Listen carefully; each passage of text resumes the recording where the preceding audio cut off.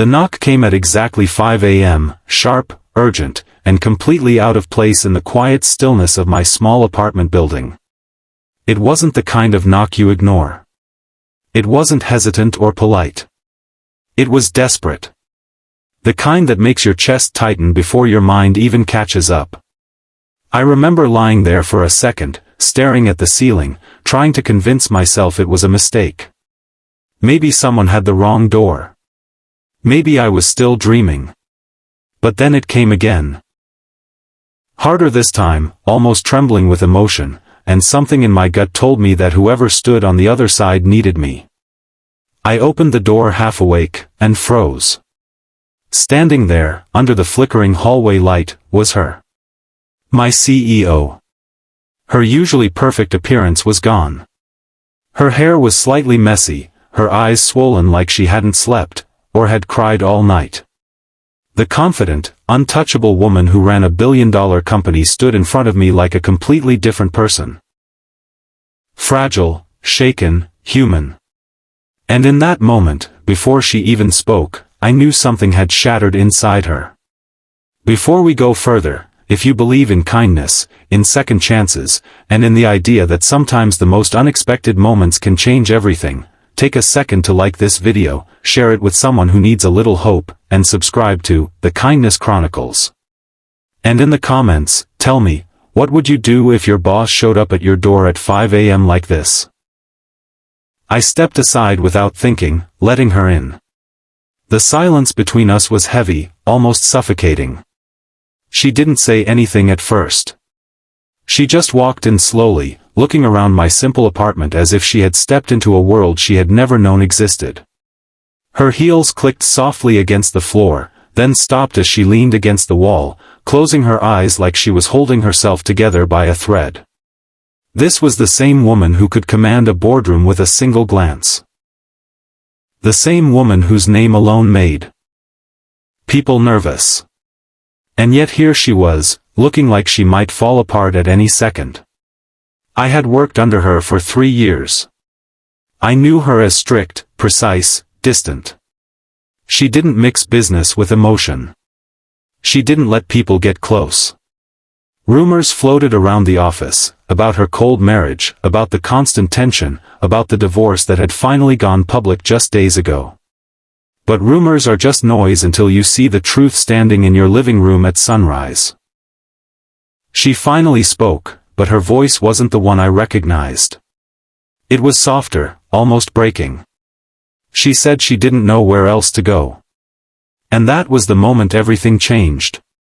Because I wasn't the obvious choice. I wasn't her closest employee. I wasn't part of her inner circle. I was just someone who had once stayed late to help her during a crisis. Someone who had spoken to her like she was human, not just a title. Someone who, apparently, she remembered when everything else fell apart. She told me, slowly, in fragments, that her divorce had finalized the night before. That what the media called amicable had actually been years of quiet pain, compromise, and emotional distance. That the house she lived in no longer felt like hers. That the silence inside those walls was louder than anything she had ever experienced. And then she said something that hit harder than anything else. She said she had spent her entire life being strong for everyone else. And didn't know how to be weak alone. That I didn't have a perfect response. I didn't have some profound advice ready. All I could offer was a cup of tea, a quiet space, and my presence. And strangely, that seemed to be enough. The sun slowly began to rise, spilling soft light through the windows. Hours passed without me realizing it. She talked more than I had ever heard her talk before, not like a CEO giving instructions, but like a person finally releasing years of bottled-up thoughts. About the pressure, the expectations, the loneliness that came with success. About how she had built an empire, but lost herself somewhere along the way. And I listened. Not as an employee. Not as someone trying to impress her. Just as a human being. But as the morning stretched into day, reality started creeping back in. I began to feel the weight of the situation. She was my boss. This was not normal. This could complicate everything, my job, my future, the way people saw me. Lines that were once clear had suddenly blurred, and I didn't know where this would lead. I struggled internally. Part of me wanted to step back, to remind her, and myself, that this wasn't appropriate. That boundaries existed for a reason. But another part of me, the part that saw the pain in her eyes, couldn't just push her away. Because sometimes, doing the right thing professionally isn't the same as doing the right thing humanly. Days turned into weeks, and that morning didn't stay just a moment, it became the beginning of something neither of us had planned. She didn't show up at my door again like that, but she changed. At work, she was still composed, still strong. But there was a softness now. A quiet understanding when she looked at people. A patience that hadn't been there before. And between us, there was an unspoken connection. Not inappropriate. Not rushed. Just, real. We started having conversations. Not about work, but about life. About regrets. About choices. About the strange emptiness that success can't fill. But with that connection came complications. Whispers started in the office. Subtle at first, then louder. People notice things, even when you try to keep them hidden. And I began to feel the pressure mounting again, this time from the outside world. I questioned myself constantly. Was I helping her, or crossing a line?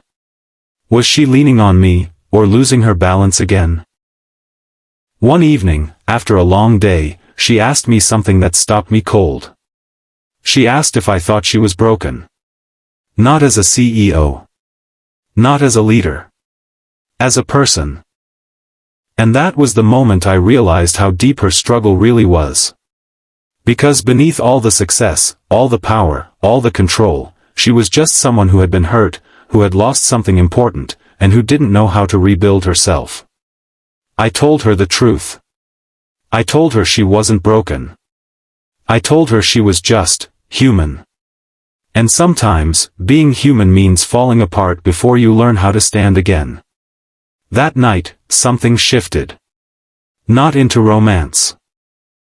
Not into something dramatic or unrealistic. But into something stronger. Trust. The kind that doesn't demand anything, doesn't rush anything, and doesn't expect anything in return. Months passed. She rebuilt her life piece by piece, not by erasing her past, but by understanding it. By allowing herself to feel, to heal, to grow. And I learned something too. I learned that strength isn't about never needing anyone. It's about knowing when to let someone in. Eventually, she stopped needing to knock on anyone's door at 5 a.m. Not because she became invincible again. But because she found something better. Balance. And as for us, we remained something rare. Two people who met at the lowest point of one life, and helped each other see the light again. No labels. No expectations. Just a connection that changed everything. If this story touched your heart, if it made you believe, even a little. In kindness, in timing, and in the quiet power of simply being there for someone, take a moment to like, share, and subscribe to The Kindness Chronicles. And before you go, here's something special. Comment this line below: sometimes, the strongest people just need someone who listens. Because you never know who might be reading, and who might need to hear exactly that today. And remember, sometimes, the most unexpected knock on your door isn't an interruption. It's the beginning of a story that changes you forever.